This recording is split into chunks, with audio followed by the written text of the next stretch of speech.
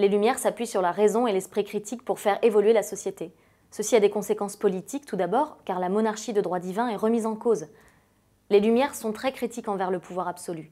Montesquieu, par exemple, le dénonce ouvertement et réclame la séparation des pouvoirs. Cela signifierait que le pouvoir exécutif, législatif et judiciaire ne dépendrait plus d'une seule personne, mais bien d'un groupe de personnes. Ce groupe de personnes pourrait par exemple être le peuple, comme le souhaite Jean-Jacques Rousseau, un autre de ces philosophes des Lumières.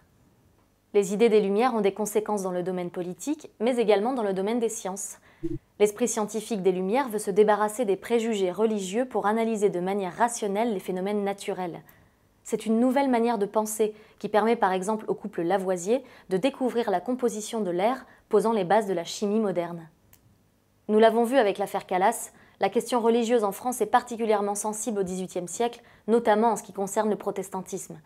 Depuis la révocation en 1685 de l'édit de Nantes, qui autorisait les sujets français à pratiquer une religion différente de celle du roi, le protestantisme est de nouveau interdit. En défendant Jean Calas, Voltaire défend aussi et surtout les libertés religieuses. Certains philosophes tels que Montesquieu vont plus loin et critiquent ouvertement le catholicisme. Attention, ceci ne veut pas dire que les Lumières sont athées. L'athéisme est le fait de ne croire en aucun dieu. Non, ils critiquent les rites, mais la plupart d'entre eux croient en Dieu.